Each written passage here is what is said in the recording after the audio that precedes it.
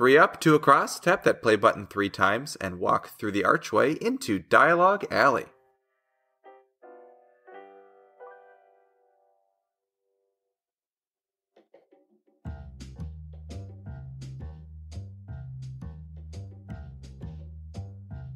Hello, and welcome to the podcast. Dialogue Alley is a show all about Harry Potter books, translations, and all other things magical. I am Eric from Nocturne Eric on Instagram, and with me is Carly from All the Pretty Books. Hello.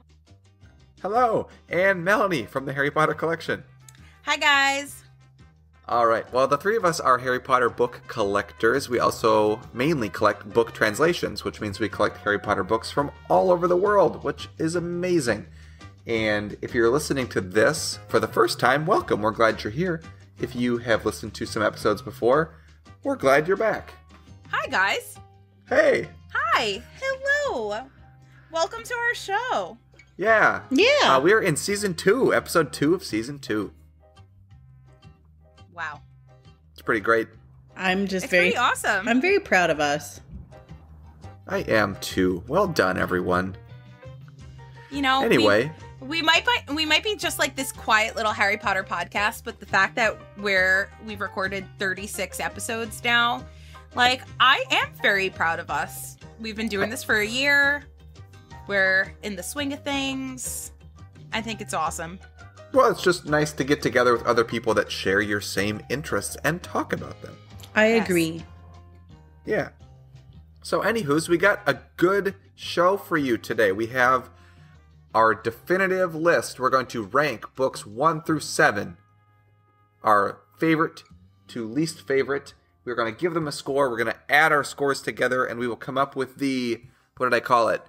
The Dialogue Alley definitive, never going to change, don't argue with us at all rankings of all 7 Harry Potter books. Wow, that needs to be on a hat. It's like, you know how SPEW, like, she said, well, I was going to call it the blah, blah, blah, blah, blah, blah, yes. blah.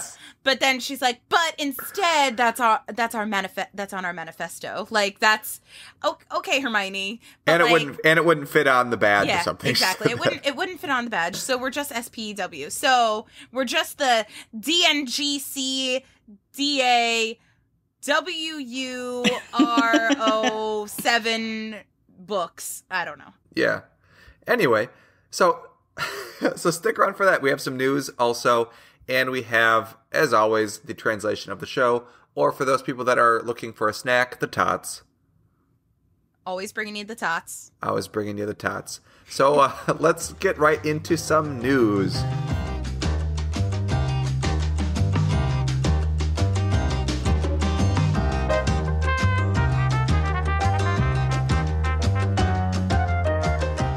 Awesome. So today for news, we have something really exciting to share coming from the collector community. And this is something that Eric and I talked about a few weeks ago in one of our question mailbag episodes. We were talking about how many collectors do we know that have finished and collected all 95 translation variations. And now we get to say that someone new was added to that list. And it's our friend Brock. Yay! How exciting is that? I feel like it's always a big deal when it's like one of us, because the fact that, you know, we all share in this crazy cool thing and having all of these books. And I feel like we all just get so happy for each other that we hit this huge milestone. So excited for Brock. Such awesome news. Way to go, bud. Yep. Yay. Round of applause.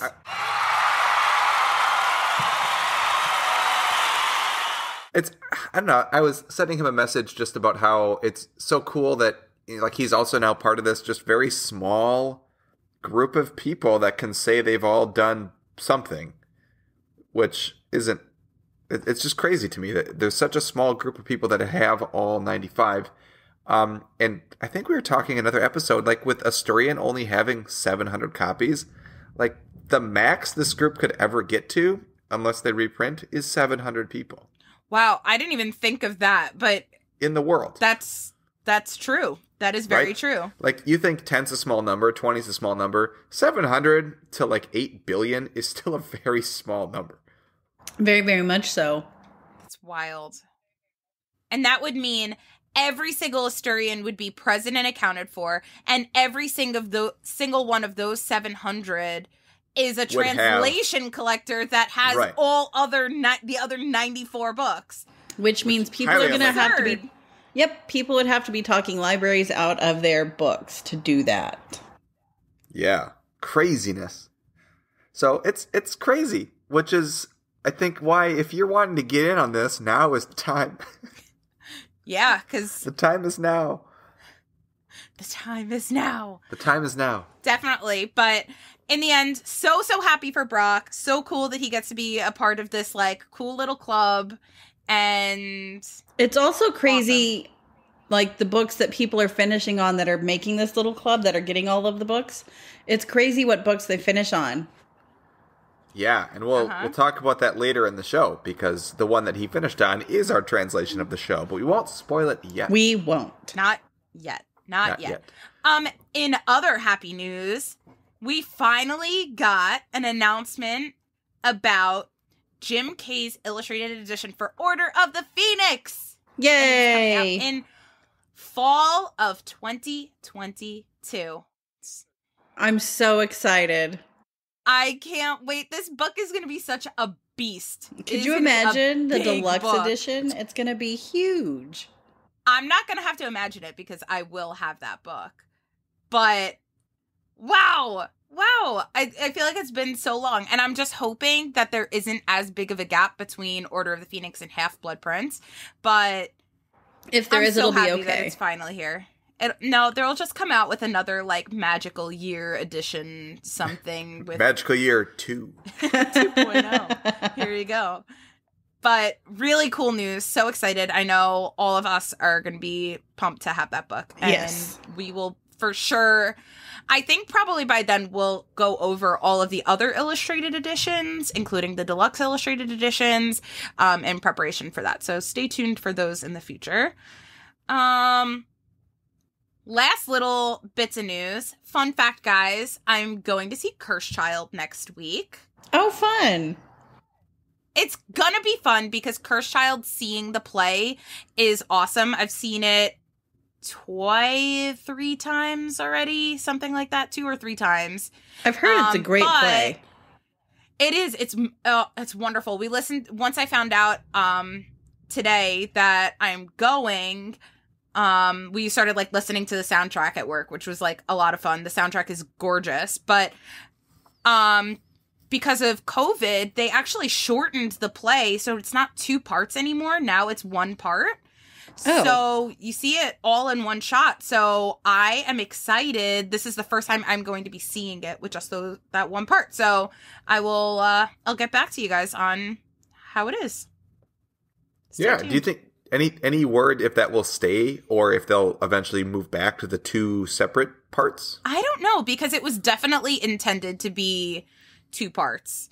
At that same, I don't know, in that same like handful, I feel like I could see a lot of people like having issues with the fact that they have to come back 2 nights, or like it's a whole day thing that you're sitting in a theater. If you see it all in one day. I know the first time I saw it, there was a blizzard and I had to take the train from Long Island into the city in a blizzard, and then I was stuck there. I couldn't get home. So like, oh my goodness. Yeah, that was a fun night. But I mean, we still made it. I still got to see it and everything was fine, but I can definitely see like people having issues with stuff like that. So, I think it's a cool thing that they have the option of it being in one night. So I'll let you know how it goes. The last bit of news, which is pretty exciting, is that we have our logo designed. Like, official Dialogue Alley logo is designed, and it is a-comin'. How awesome is that? And what that means is there are going to be items with said logo on said items. And what kind of items, Carly? Remember what we talked about? Many of them. Like bars of soap. Yes. And Frisbees. Wooden spoons. And mouse pads. Temporary tattoos. I would rock a temporary tattoo of our podcast logo. Eric would put it on his cheek. No, what would happen is we would get them, and I'd get like, up like a couple hundred here, right? And then like I'd come out one day and my daughter would have them like head to toe on every inch of her body. Like, Dad, check out my sleeve. Look what I found. Look what I found. It's awesome. Good for her. Good for her. But actual stuff will be coming soon, so that's pretty exciting. Stuff that you'll wear, right? Typical things. Like a shirt, a hat, a shirt, maybe a mug. I'd love to figure out like pop sockets, like putting it on a pop socket because those are fun. Phone. Like cool little things. But yeah, stay tuned. We'll have more info on that stuff as we get the info on it, but that'll be really cool. And I think that's it for news. ASIO main segment.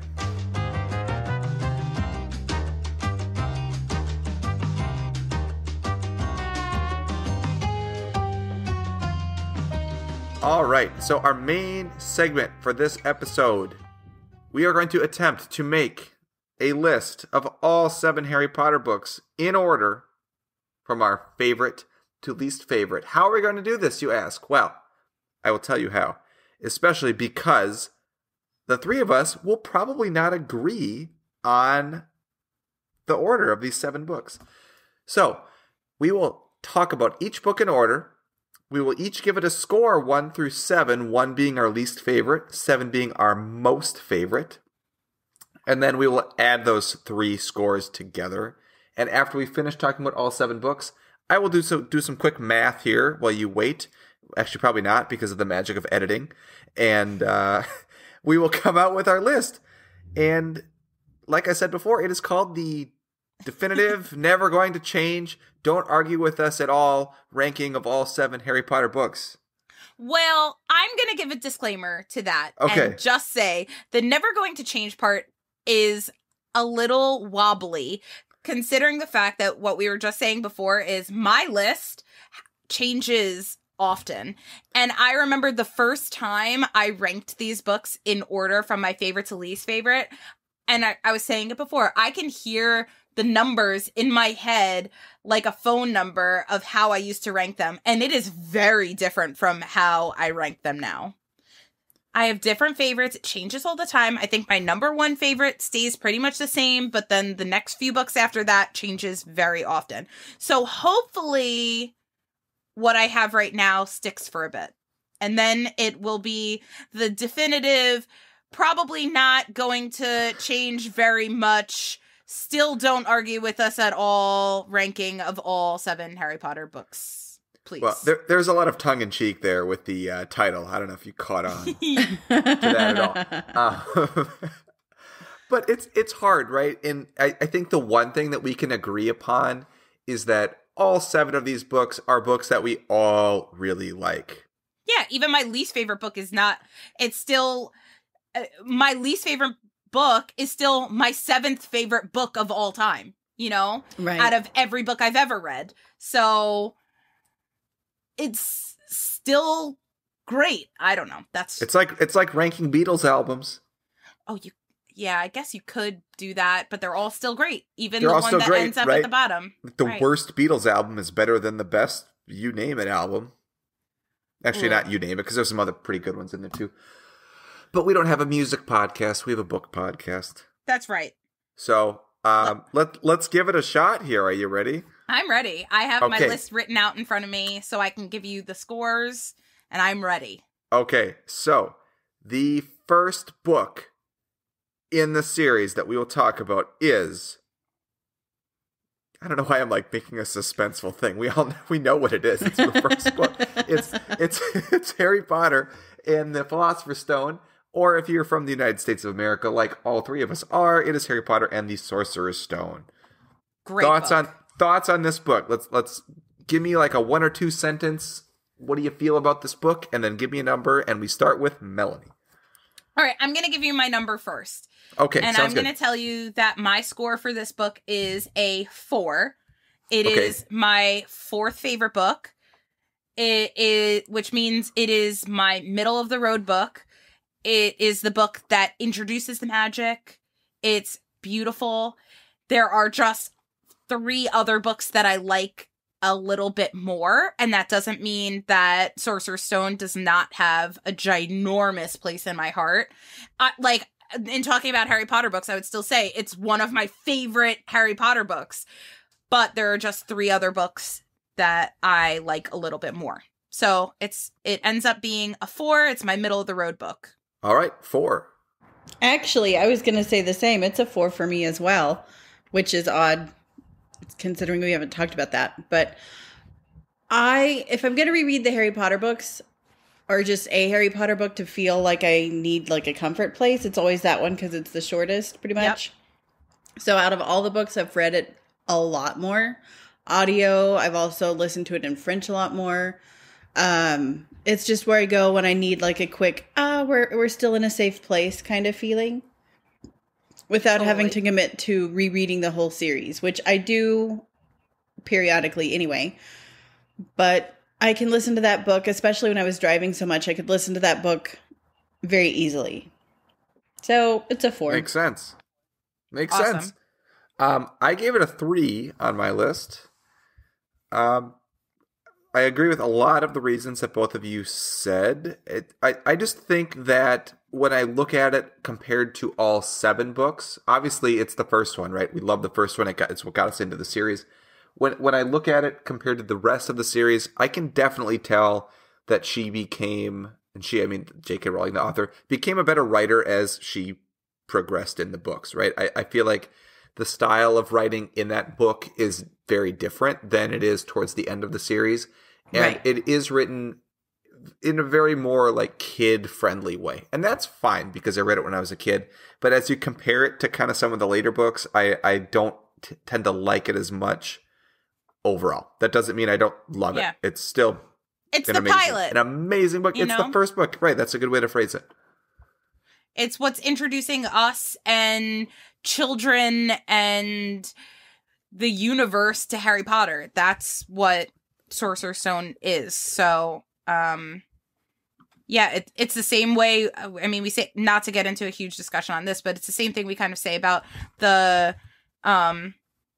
we say it about the movies all the time, how the movies were made for kids. Like, the books were also made for kids, completely different medium and a much better medium, but book 1 was still made for little kids. So yeah. And I'd never read anything like it before. It just transformed my whole little world. Oh, absolutely. Yeah. So, again, recapping, Melanie gave it a 4, which means that 7 was her favorite book. 1 is her least favorite book. So 4, middle of the pack. I gave it a 3. Carly also gave it a 4. So Philosopher's Stone and or Sorcerer's Stone has a total score of 11 points. Oh, it's like the Triwizard Tournament. Wow. And right now, it's in the lead because we haven't scored anything else. You gave Crumb 10. All right, well, let's find out what's next here. We have the second book. Did you know that was coming next? I had a guess. I had a feeling. The second book, which is The Chamber of Secrets.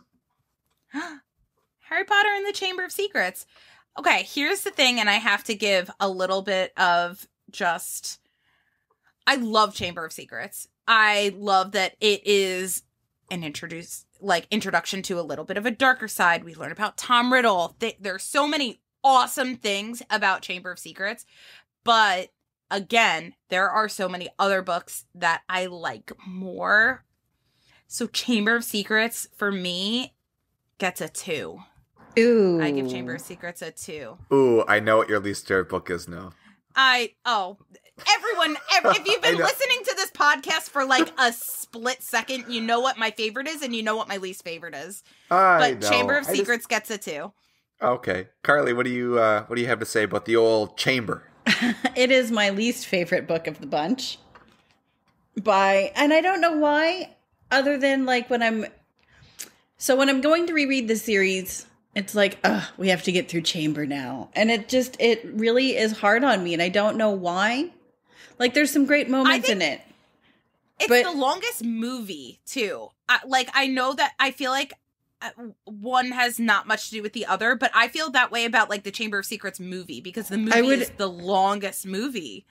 So I feel like I always think that way. It's my least favorite movie by a lot. And for whatever reason, I don't know if it's like logical me just keeps pulling out of the story fun part, because there's so many plot holes that my brain just hinged on even when I was very young and reading for the first time. I was like, this doesn't, but I'm a very logical brained person. And so for me to get into fantasy at all is really difficult. I get asked quite a bit, what's your favorite fantasy book other than Harry Potter? And I don't really have them because I don't read them. I don't care for them. I don't get into them easily. But for whatever reason, Philosopher's Stone pulled me right on in, and I didn't want to leave at the end of the term, basically. And then Chamber of Secrets came along, and I kept getting pulled back out by the plot holes my little brain was finding. And so for me, it's really hard for me to get into it and stay into it. It's the one I can put down the most and easiest. And it's very... No, and this is kind of weird, but the cover, the Mary Grand Pré cover, the original one, is very off-putting to me. I don't care for the cover art, and so I look at the book and I'm like, I don't even want to read it. And I don't know why. Maybe it's too much red, I'm not sure, but it's just my least favorite book. Interesting. Well, I also gave it a 1. It's my least favorite in the series. However, I said this when Peter was on, because I know this is Peter's favorite book. I favorite know. book. In the series.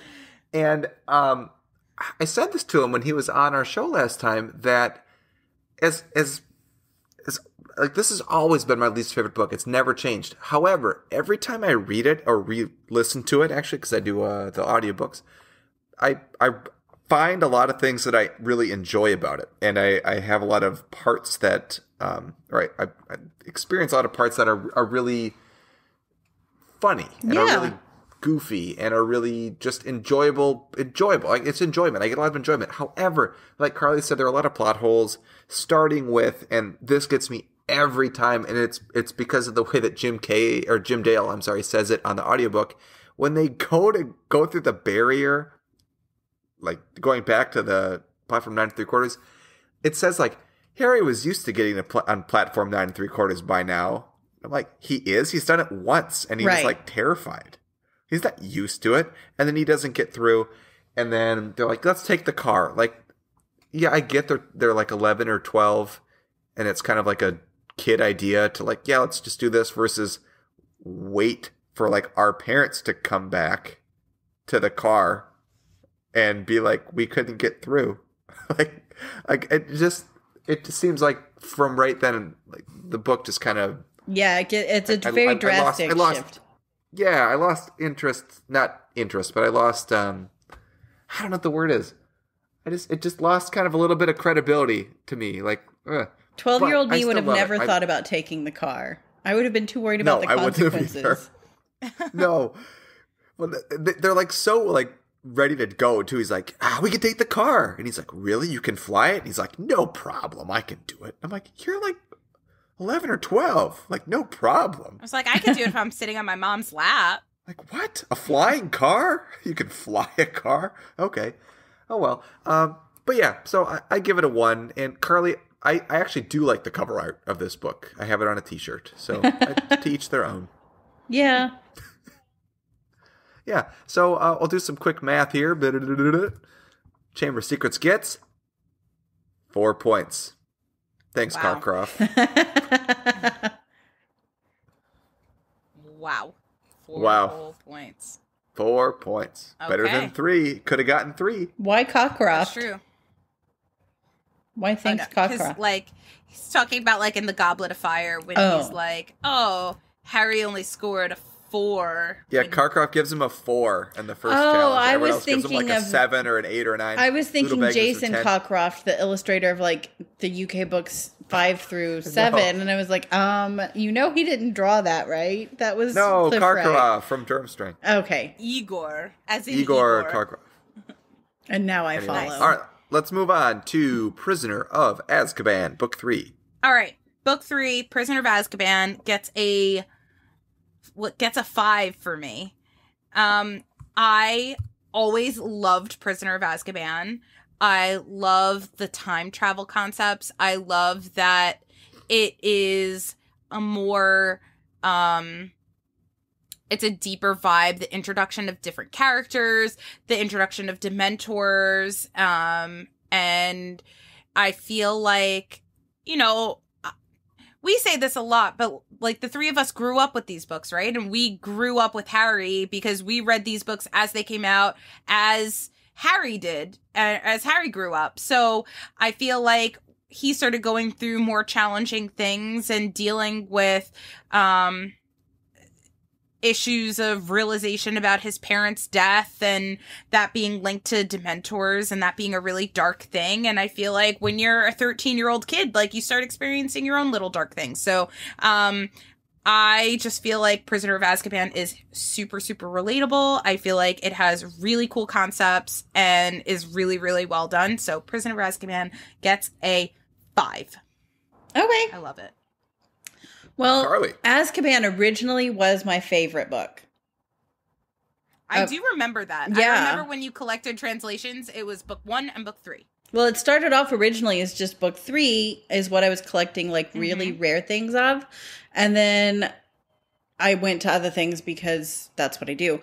But it shifted. Is that the book that Sammy collects book 3, right? I don't know. I think she does. I think another collector. She collects book 3 things. I know someone who does book 5, but it's... Anyway. I would have to rank it... I'm really stuck. I want to say a 5 for me, but I think it's more of a 3, oddly enough. It jumped... I know. It went down quite a few points. But I love the time travel thing. I don't like books that are completely linear. Like some of my other favorite books are time travel-y, which is odd because I just said I don't do fiction and fantasy, and I really don't. But I like books that play around with the timeline. Not necessarily time travel per se, but they're not linearly told. And I enjoy that this does that. However, again, logical me, as I got older and started rereading the whole series, it's like, we have plot holes and I can't get past them kind of thing. But yeah, it's a really good read. It's a really good read. And it was the one of the 3 as I was reading along, because I didn't join in until book 4. When I was reading along, it was the book that had me first on like the edges of my seat. And I was just reading and reading and reading and reading super fast because I was so interested by the characters and the storyline. I will jump in right there. This was the first of the 3 books that I read, right? It's the third one, that I got to a point where I needed to read like 3 chapters before I could go to sleep and finish the book. Like the other ones are like, there's like one culminating chapter at the end of the first 2 books. This one, it's like once you find out that big plot twist, you need to figure out how the rest of the book is going to end. I agree. I love that they introduce new characters. I love that the vibe gets a little darker. I like that you get a snippet of what the entire saga is kind of like the overarching plot of the good versus evil, of who the main villain is, why he's out to get Harry and what's going on. I love it. This is my favorite book in the series. Yeah, I give it a 7. Same.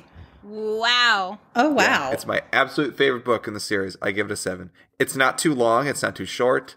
I love it. I look forward to reading this every single time I read it. I think for me, I love the idea that we could actually see Harry having like a familial unit potentially, and a happier, not ending, but a happier place to go potentially. That is the first time in the series where like something gets set up that you're going to be like, it's going to work out, and then it doesn't.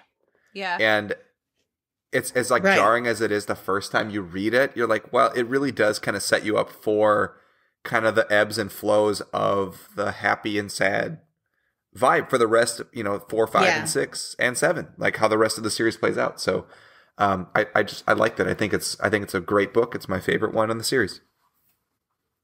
All right. So 7 points. Count them up.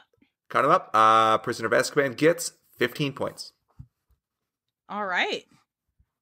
disappointing to me. 'Cause that was a divisive 7, 5, and 3. Yeah, it's pretty split. I mean, All right. I love Prisoner of Azkaban. But you know what book I like better than Prisoner of Azkaban?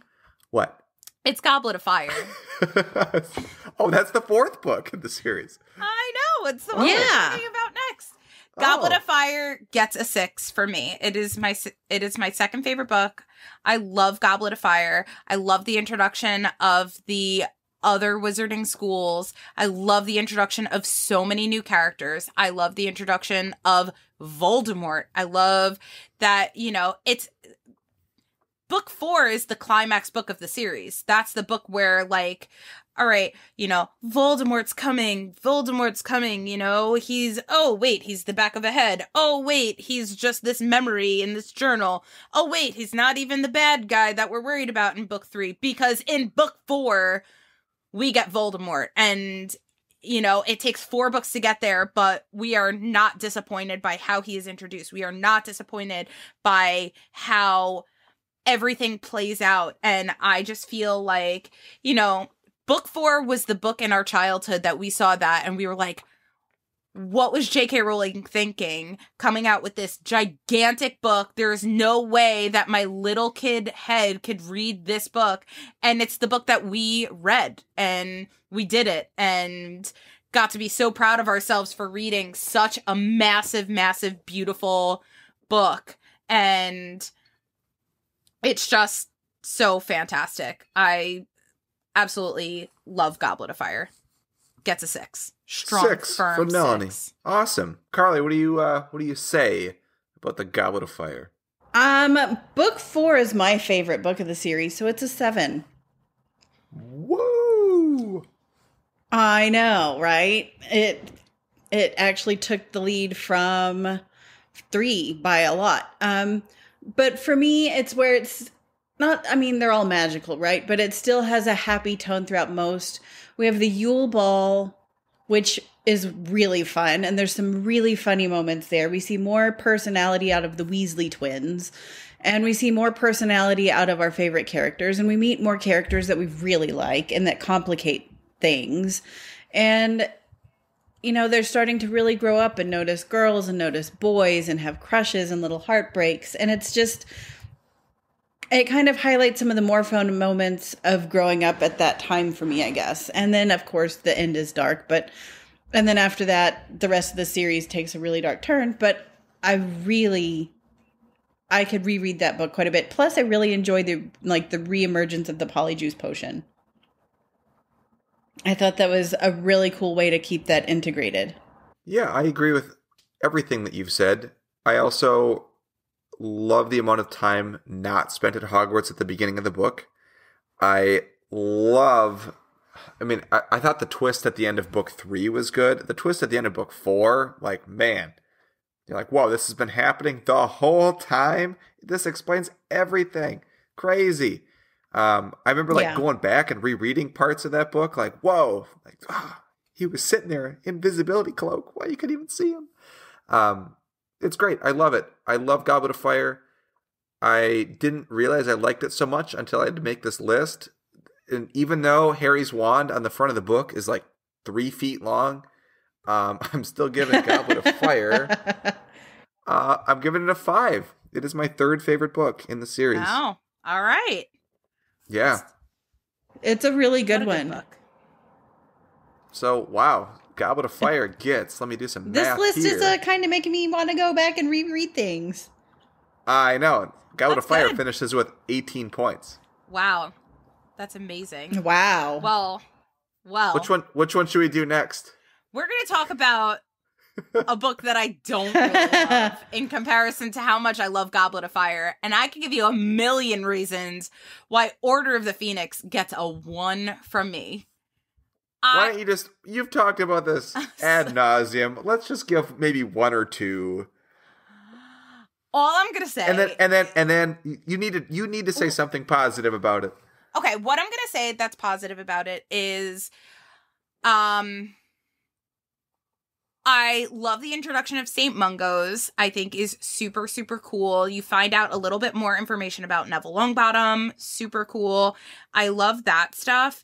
I like the introduction of Grimmauld Place. New characters. Tonks is wonderful. Luna, who's one of my favorite characters in the entire series, gets introduced in Order of the Phoenix. So it definitely has some highlights in those regards. However, I feel like the Gigantosaurus Rex moments that are in these books that could have just been solved with a conversation between Harry and Dumbledore of, hey, Harry, hey, let me just chat with you really quick. I know you're going through some stuff. You're seeing some things about Voldemort. I know this is going on. And here's the thing. He is going to try everything in his power to lure you to the Department of Mysteries. And all you have to do is don't go. Whatever you see, don't worry about it. I got it covered. I'm Dumbledore. Got it. He's the man. But whatever you do not go to the Department of Mysteries. And if you're worried about Sirius, your favorite person on the planet, just look in that cool little mirror that he gave you. You know? Don't vow that you're never going to use the mirror. Just take a peek, you know? And just be like, hey, Sirius, you cool?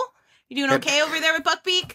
Because if you are, then I don't have to risk my friends' lives and my lives and actually get you killed, making sure that you're okay. So, that's it. Order of the Phoenix, you get a 1. I'm jumping out of turn, but that could have been a letter. He could have written him a note. It wouldn't even have to be like, Harry. He's like, I didn't want to look into your eyes because I thought that, and he might. Funny enough, it's like, just write him a note. You can write it on a post, on a napkin. You know what's? He spends all of book 6 sending Harry notes through other people. Right. So it's people that aren't even important characters.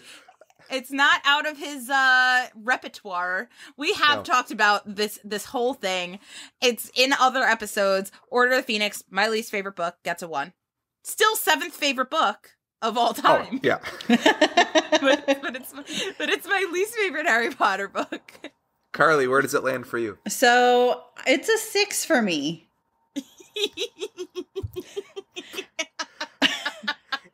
But the reason is... we have officially disbanded our podcast. I'm tearing up. That's like the Hufflepuff versus the Slytherin.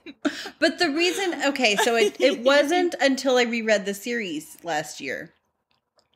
And when I reread it, I really loved the growth of characters.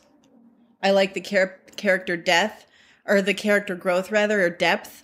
I felt like it was a book that kind of reached into my heart quite a bit, and maybe because it's where I was at the time. But, and there's parts where I could just really, like, superficially, it annoyed me for many, many years because Umbridge, I would love to push off a cliff, but we're supposed to. There's other people in there. The teenage angst is just almost palpable in places.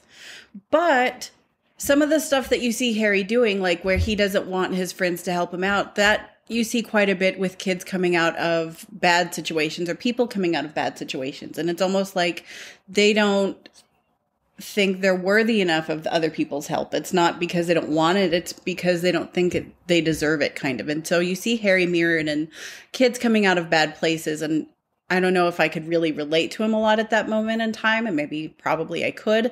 But I really understood from a different place where he was coming from. And I really liked that. It felt very, very, very real. More so real than the other books because there was always this magical component, but 5 is really raw in a lot of places. And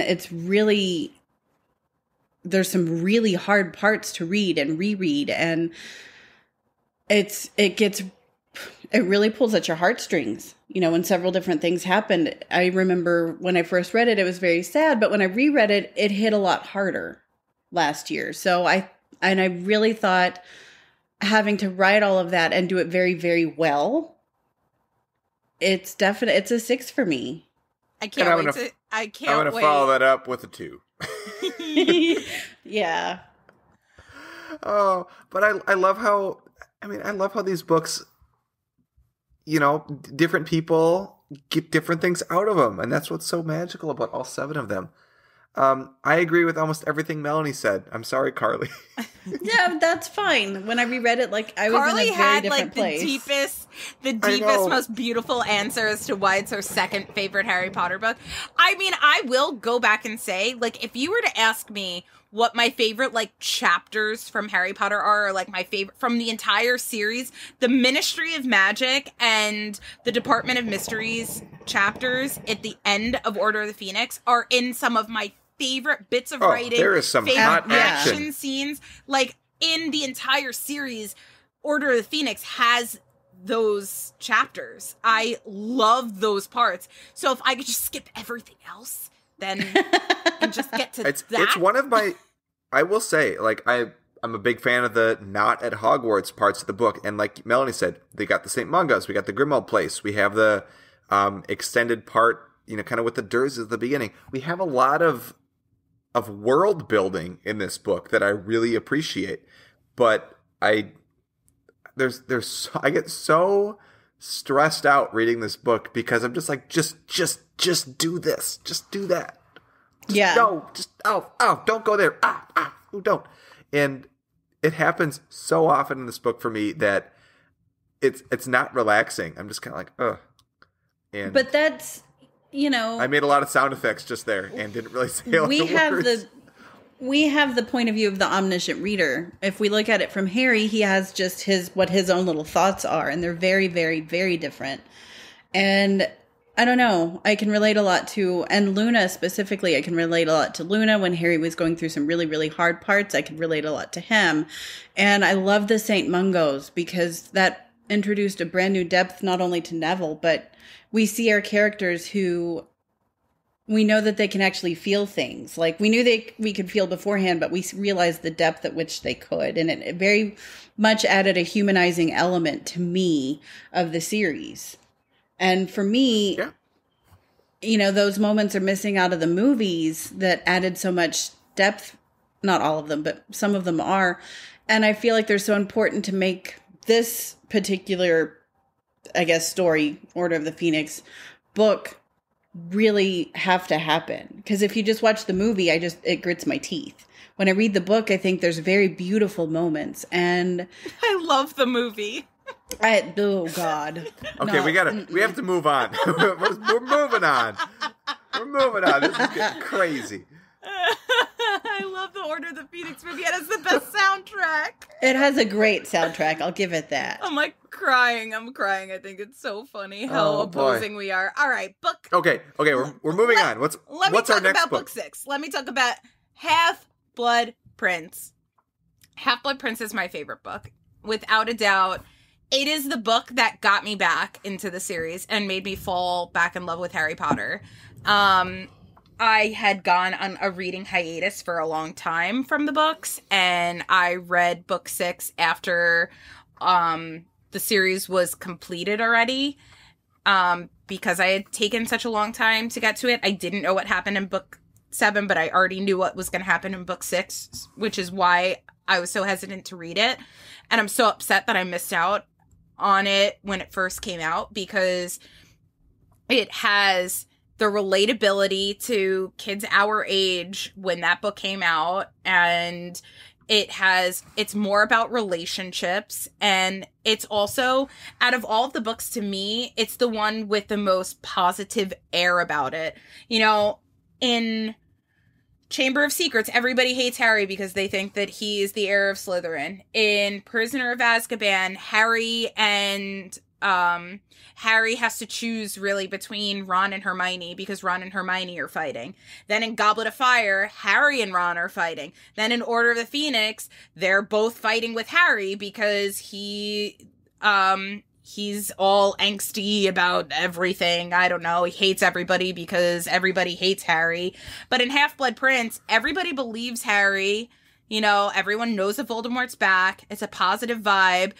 And it's also the book that gets my favorite moments because I love the moments where it's Harry and Dumbledore explaining things and explaining what's going on. And that is majority of this book. It's Harry having these lessons and private time discussing all of this stuff with Dumbledore, and we get to, you know, break the fourth wall and see all of that stuff and learn all of this stuff about Voldemort and get so many plot holes filled in that we might have had with the first 5 books. Everything really, really gets explained for the most part. A lot of it is saved for book 7 as well, but I would say for the most part, so many questions are answered in book 6.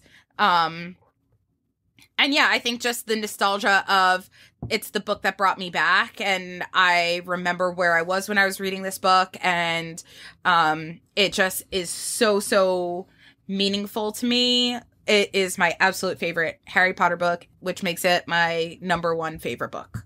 I love that book. Interesting. For me, okay, so I'm sure I've mentioned it before. So I don't do well waiting for things. I don't have patience. So one of the things that I do is when I get a book, and I've done it with all the other Harry Potter books up to this point, I kind of go toward the end of the book and I read a sentence and I'm like, oh, okay. And then I kind of know what's coming and I can start over and start fresh. The sentence that I read was when Dumbledore was pushed off the astronomy tower by Snape. And so I had to put the book down and get unmad for like 6 months. And then I read it. And it's still my like second least favorite book because of that. It's the book that I almost quit reading Harry Potter over. Like when I read that and I read it just to say that I read it, I was like, I think I'm done. I don't care about 7 because I was so put off. When I reread it, you know, I still enjoy the book and I enjoy the plot twists. I enjoy wondering is Snape good or bad throughout most of the book, right? Like that is really fun. And I enjoy how much more complicated the people become, but overall, it's okay. Like, I don't know, the ending is just with the Inferi, and that's the stuff of nightmares for me. And I liked learning and going back through the memories. I thought that was fun, but I could also live without the nightmares that came from reading that scene. So it's like it's like a 2. 2. All right. I don't think I've given anything a 2. Nope, you have not. I gave this book a 6. I really like it I feel like I agree with Melanie on a lot of these. you and I are off. So sorry, we're off Carly. by like 1 number. I know. Like with all of our things. I know. And we're like opposite from Carly in all of her choices. I know. My favorite thing about this entire book is the flashbacks, the journeys into the memories of other people to learn more about the past, and I think that is just really cool how they did that. It didn't seem unreasonable, right? Like even though this is a book about magic and fantasy, there are some things that happen. You're like, well, I can't believe they just did that. And then like conversely, why can't they just do that? I feel like the way they presented that was a really cool way. And like Melanie mentioned, you get this very like intimate like seat, like a front seat to this interaction between Harry and Dumbledore and their journey into the memories of other people to learn about Voldemort and to ultimately how to destroy him. So I love that. I love that part of the book. And I think Slughorn's a pretty funny character. Yes. You knew every book was going to introduce a new character pretty early on, right? Like, oh, the fence against the dark arts teacher is gone. Now we need a new one. Now we need a new one. And you got to that book and you just knew there was going to be a new character in there. And you didn't know, like, well, is it just going to be another person? Or are we going to hate this person? Are we going to like this person? And I ended up kind of liking him as a character. So I like the Slughorn character there. So I'm going to give it a 6. What book are we going to end this with? I have no Perhaps idea. The last book, book 7, Deathly Hallows, which I am shocked that Deathly Hallows has made its way to a 3 for me, because for the longest time Deathly Hallows was my favorite. I love Deathly Hallows. I love this book. again, it's like one of those books that it brought me back into the series. It's different from every other book in the series. It doesn't have that same, we start here and then we go to Hogwarts and then we fight something at the end of the school year. It's constant, like, on your toes the entire time because you never know what's going to happen. I love how there are things that are answered from the very first book. In the last book, I remember when I found out about just the Bloody Baron and why the Bloody Baron was bloody. Like, I remember that being like, wow, that is genius that she was able to just go back and explain it. Wow. It absolutely blew my mind that happened the way that it happened. And there are so many moments like that in Deathly Hallows. Obviously, King's Cross and, you know, the Prince's Tale, like those 2 chapters, I feel like you learned so much in such a quick amount of time. And I remember the first time I read it, I absorbed that. I was not reading that book. I was absorbing it. And I was just completely immersed in this book, and I read it so fast that I didn't even realize that Lupin and Tonks died. It was just such a quick sentence that I completely passed it because I was reading it so quickly. I completely inhaled it and love that book so much. I just feel like the content of, I'm like looking at it, I'm like, I feel like I need to switch that and Prisoner of Azkaban. Like, wow. Like, wait, do we throw this whole thing for everyone that was keeping score? Do we throw them for a loop and have me switch Deathly Hallows and Prisoner of Azkaban? Like, am I allowed to do that? Is that breaking rules? I'd have to redo some math. I know. I see you working so hard on, like, editing this whole thing. You say it, and I'll delete it. Hold on. Let me see if I'm cool with this. It just, like, hurts my heart to put Sorcerer's Stone, like, lower on the list. So I feel like it would just be Deathly Hallows and Prisoner of Azkaban getting switched. Yeah, I'm gonna do that. Deathly Hallows switch with Prisoner of Azkaban. Okay. Deathly Hallows gets a 5 from Deathly Melanie. Hallows gets a 5. Prisoner of Azkaban gets a 3. That also hurts. That hurts me. Because I do love Prisoner of Azkaban so much. Do I love Sorcerer's Stone more than I love Prisoner of Azkaban? I'm so confused. This is what I mean. This list is not definitive. I'm so sorry. Okay, wait. Hold on 1 second, Eric. We just literally went through this whole thing.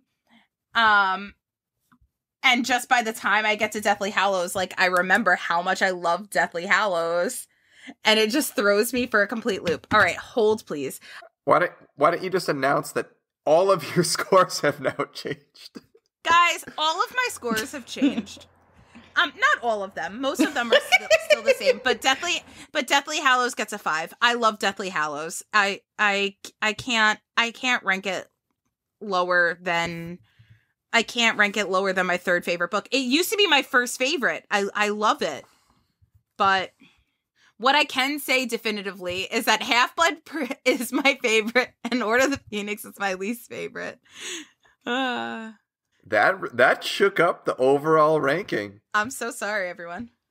I generally tell people that my favorite books, like Deathly Hallows, Philosopher's Stone, and not Order of the Phoenix, Goblet of Fire are like my three favorite books out of the series, and they usually tie, is what I tell people. Because they do things differently.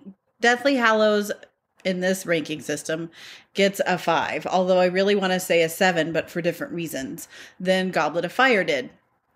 Deathly Hallows, first of all, I hate the epilogue. I hate how it ends. I hate the 19 years later. It feels like it wraps everything up too nicely in a bow.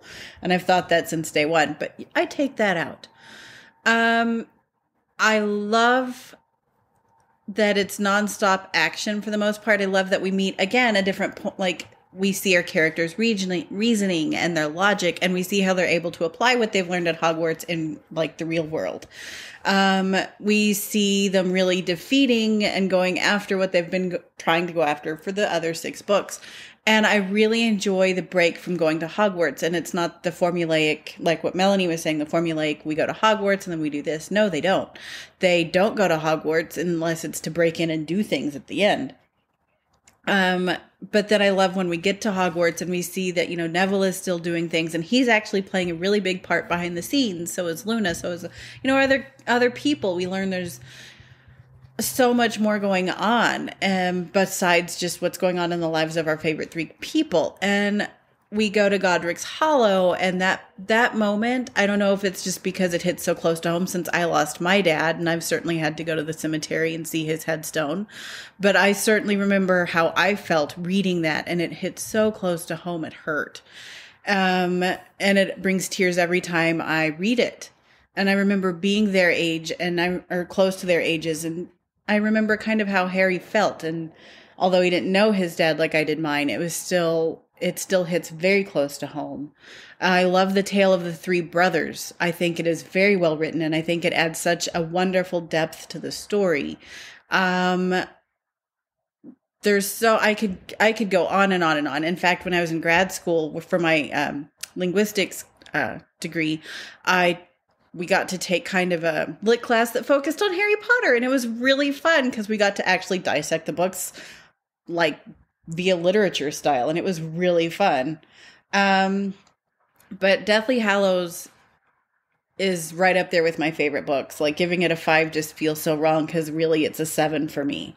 But in our ranking system, it'll just have to be a 5.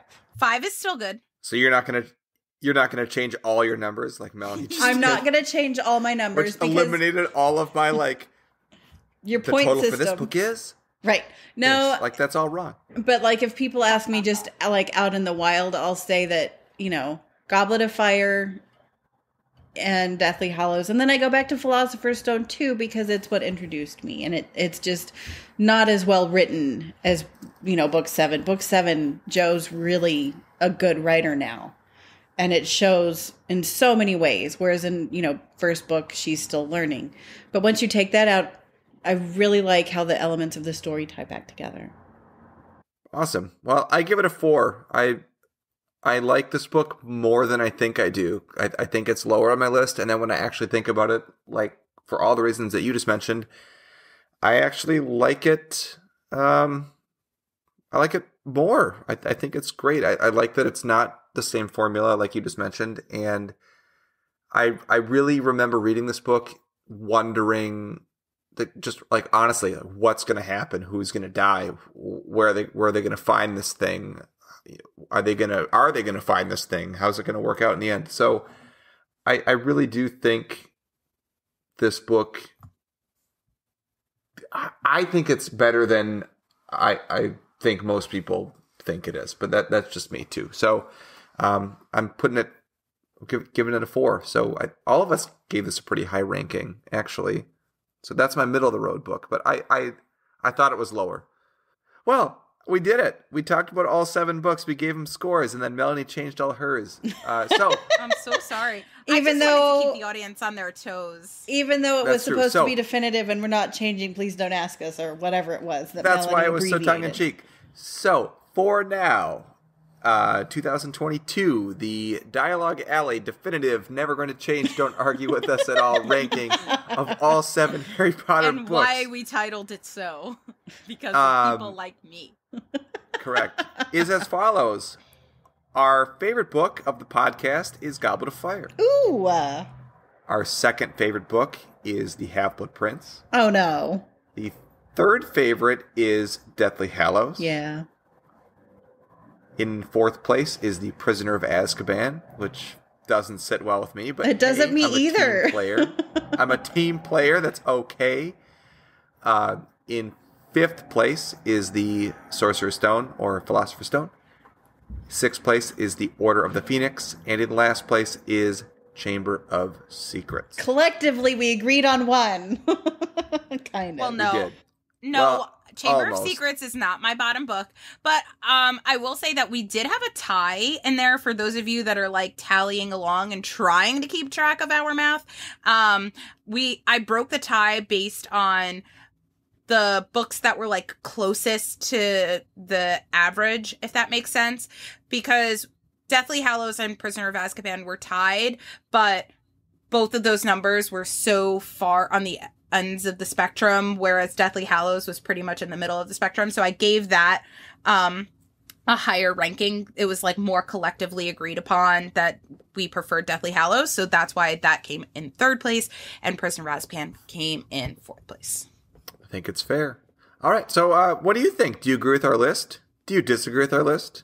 What is your ranking? How would you What is your ranking? books? Oh, yeah. Share your ranking with us. We'd love to hear it. Yeah. So with that, let us move on to a very quick translation of the show.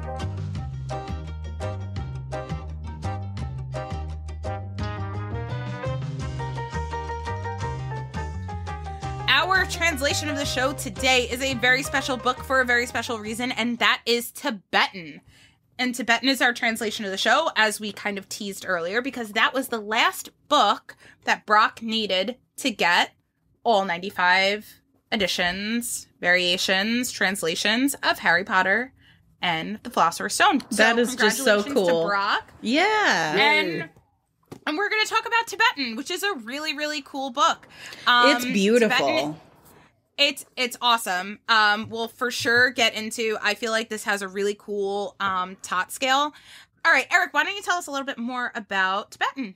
Sure. So from what I understand about Tibetan, and Harrison might be able to tell us more because he knows more about languages than all of us, but Lhasa, which is the capital of the Tibet region, which is part of China, right? But Tibet is kind of a separate autonomous region of China. Lhasa is the capital. There are 3 versions of Tibetan, and I would rank them in simplest terms as like, if you think of like number 3 is like the highest caliber of Tibetan, and then like kind of like the middle class Tibetan, and then like the street slang Tibetan, right? So like most formal to least formal. So they call this Lhasa Tibetan or Standard Tibetan, and it is the dialect spoken. And it says by educated people of Lhasa. That just, I think, is more like academic language of Tibetan, not kind of slang street speak, how you'd actually talk to people or how you'd write notes to your friend. This is like how you'd write a textbook or a book. It's a lot different than just writing a note like, hey, Mom, going to the store to get some eggs. See you later. Love, Eric. Well, I'm Eric. I'm Eric. And it is only an official region. It is only an official language of the Tibet Autonomous Region of China. And if you think about that, that definitely adds into why we would give such a high score to this book as far as rarity. We would say it's probably about like a 4 or a 4.5 out of 5 when we rank how rare we think this book is, especially considering that this was the last book that somebody needed to have all 95 translations. That means that he had to be on the prowl to get this book. And it was one of my last books too, and fortunately for me, they reprinted it. Right around the time that I needed it. So I bought a new copy, second printing of this book. But if they hadn't reprinted, I was shocked at how hard this book was to find. Well, what was interesting is when I posted the book on my Instagram probably a year ago, I had somebody from Tibet message me and say they didn't even know that was a thing. They'd never seen it before in stores. They'd never seen it anywhere to buy. And they wanted to know where I got it so they, who live in Tibet, could go buy a book in Tibetan. Crazy. And that just blows my mind. And I just lucked upon it actually years ago. It was actually the book that I think I bought it when I was in like halfway done time. So like in the 50s or something. Like for me, I didn't struggle to find it, but definitely had that switch now. Yeah. Yeah. I definitely do not recall this book being hard to find for me. I think I got it on eBay for not a lot of money. I was like, oh, I'm up to this book. Let me see if I can get it. Oh, there it is. All right. I will buy it. Yeah, same. It was not difficult. It was like, it's time to buy Tibetan. Oh, look, there it is. And then I bought Tibetan. And then Carly, what would you say as far as like, if you were to try to buy this book now, how much do you think it would cost? I have no idea where to price that at because you don't see them, right? You don't see them. I wouldn't say that it would be like Big Six price style, which we know has just really a high price value range, but I could see it being several $100s. Anyway, and demand is going to keep going up as people are going to want to keep, if they're getting close to finishing, demand is going to go up because they're just going to want to buy it to finish. Yeah. That definitely goes along with, like, I feel like it's a conversation that Eric and I had relatively recently on here about how, if it, we really like to not pay for a book more than what we could sell it for. We want to buy it and we always want to be able to sell it for more, but, or have that in mind that we could sell it for more. But if this is one of those books that you see it, you gotta grab that book. To see I haven't. So I haven't seen this one for sale in the open market in quite some time, and I've emailed people that used to have them fairly frequently, and they said they haven't. And if you look at if I remember properly, I'm not around my book, so I can't check. But if you open the table of contents or go to the copyright page, it should say how many prints were in that print run. I don't know if they just reprinted the copyright page from the first print though. But I believe there was something like 3,000, which is still not high. It says like 1 to 3,000. Yeah. Wow. I have good memory. I just remember looking at that and I was like, oh, well, but it would make sense for it to be a low print run for lots of reasons. But yeah. I know, like, when Jacob was selling his fairly recently, and I knew that Brock didn't have it, I messaged Brock and said, you need to buy the Tibetan book that he's selling. And I don't know if the price, Brock was like, I'm not sure about the price, or I think I can get it later. I'm not sure why he didn't get it, but I do know, and he posted about this recently, it was like, I should have bought that Tibetan book from Jacob when Eric told me to buy it.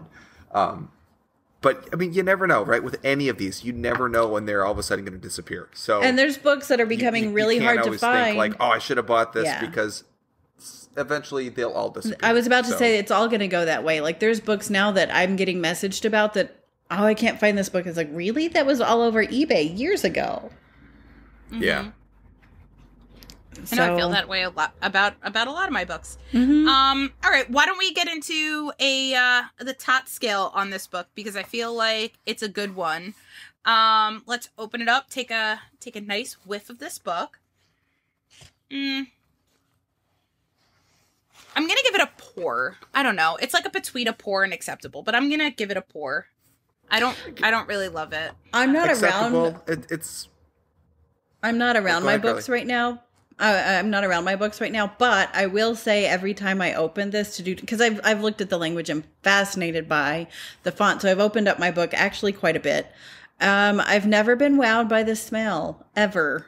I remember it just smelled like kind of glue, ink, and paper in a bad way. Yeah, I'd give it between a pour and acceptable. Also, yeah, I'm right. It smells like glue, ink, and paper. Yeah, I'm right there. Size and proportions of this book, though, I would give an outstanding. I always love when a book when it's different, when it's not just that standard, like, okay, length by width, this looks like a book. This book is big. This is a big book. And, it is, and it's delightfully length so. By width, it is a nice big book.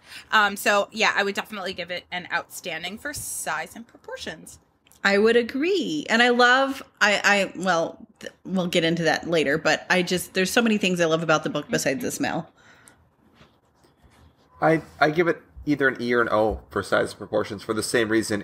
There's the font of this book, the alphabet that Tibet uses is... We're not there yet because I want to go into the alphabet too. I know, like the font is wonderful. We're not there. I'm going to say though, it's so complex. Like if you're writing numbers in Tibetan, I was reading about this, it's like every part of the number is like a 2 to 3 character part, and you just keep stacking it on top. So I can see how like Greenlandic, this book could get really long. So they needed to make this book bigger to fit all of the words in it, if that makes sense. And so they did a good job doing that because it doesn't feel obtrusive. It feels very natural still to like have. So not to hold in your hand.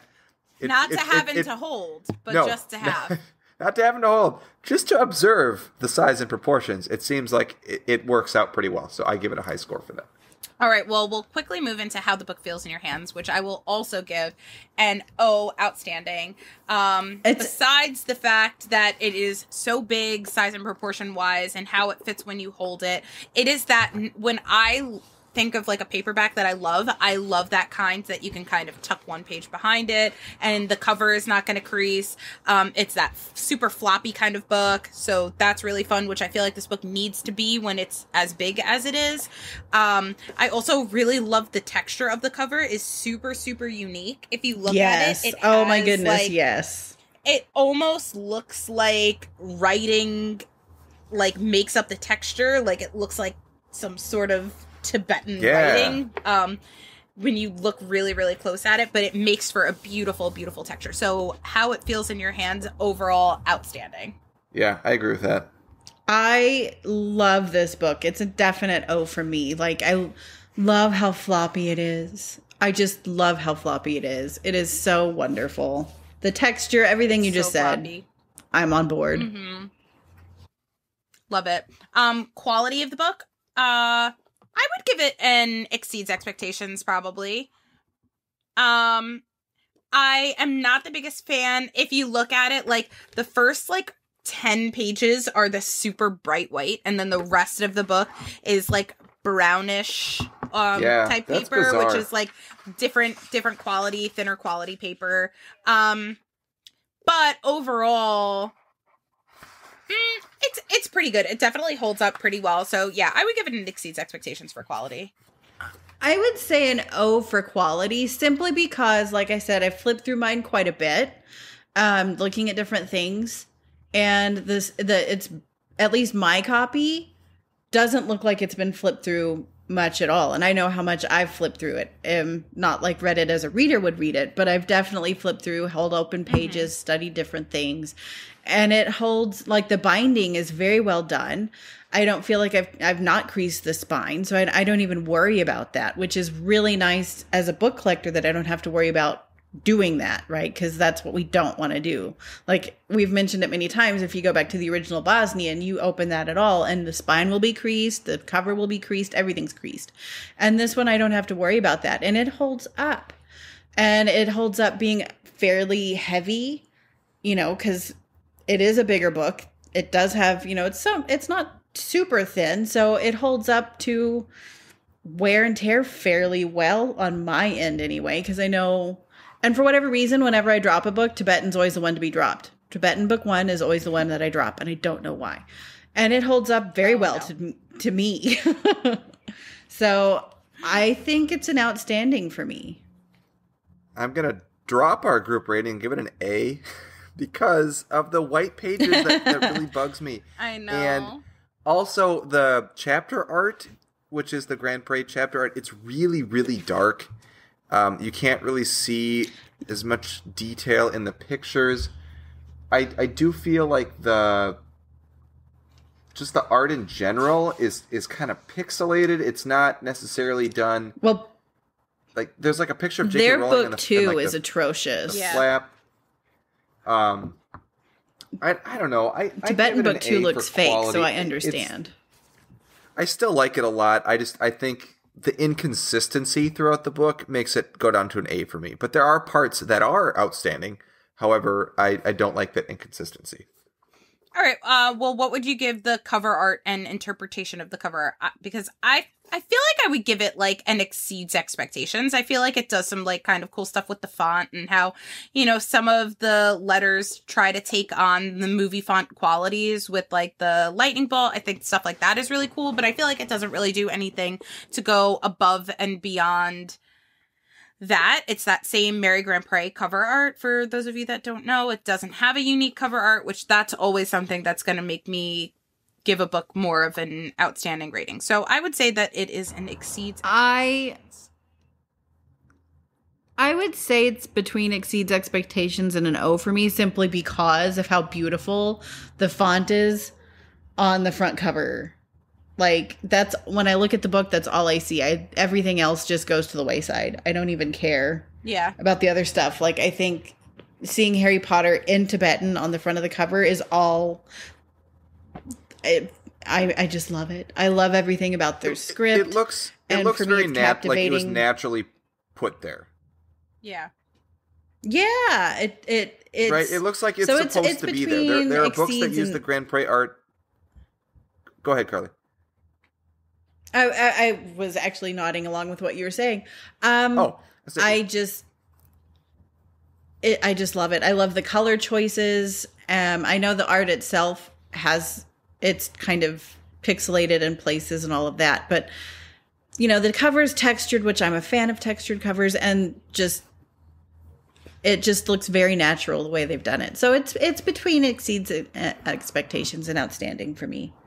Yeah, I would agree. It looks very natural. It doesn't look like someone just last second slapped it on there. Even if they did, it doesn't look that way. So that's great. I will give this book a bonus point because in the back flap, there's like a picture of the guy that translated it, and he looks so happy that he did it. And I wish I could read this whole I love blurb that about the translator gets airtime. Oh, and he looks like he just had the time of his life doing this book. So I give that a bonus point. I don't know any other books that have a picture of the translator. I would agree. Well, the translators often don't get a lot of credit here. All right, so overall rating, what would you give it? I feel like it's exceeds expectations to an outstanding book. I think that it's great. It is a great book.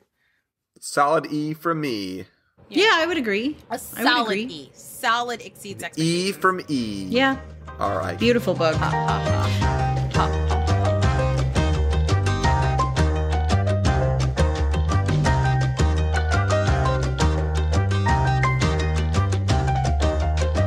All right. Well, that is about all the time we have today. And we had a lot of time today. This is a little bit longer, but I think it was a good time. Good time was had by all. If you would like to get in touch with us, you can find all three of us on Instagram. Carly is on there at All the Pretty Books. I am Eric. I am on there at Nocturne Eric, Nocturne with a K, like knock on the door, and Eric with a K because that's how I spell my name. And Melanie is on there at the Harry Potter Collection. Melanie and Carly both have websites that you can check out for tons of information and pictures about Harry Potter book collecting and translations. Those websites are alltheprettybooks.net and theharrypottercollection.com. You can find this podcast wherever you're listening to it right now. You can also check us out on Spotify, Google, Apple, yell at your Alexa or Google speaker, or, I don't know, check us out on something else new that we don't even know because there's so many ways to stream things these days, and we're probably on there as well. You can also leave us a review on whatever you listen to us on. That would be super helpful. It helps people that are looking for a fun new podcast to listen to about Harry Potter learn a little bit more about the show and what to expect if they listen to our show, which is fun and awesomeness and good information about books, I think. All right. So once again, thank you so much for listening. We're so glad that you're listening to us. Tell your friends, tell your family, tell your dog. Your dog won't care, but you could tell him anyway. Ruby's Hagrid definitely cares. Okay, that's good. And remember, look out for a new logo coming out soon. And that means that new merch will be coming out soon, which is exciting. We're all excited. So with that, now it is time to walk back through the archway and into all of your daily lives. And we will catch you next time. Thanks for listening. Bye. Bye. See ya.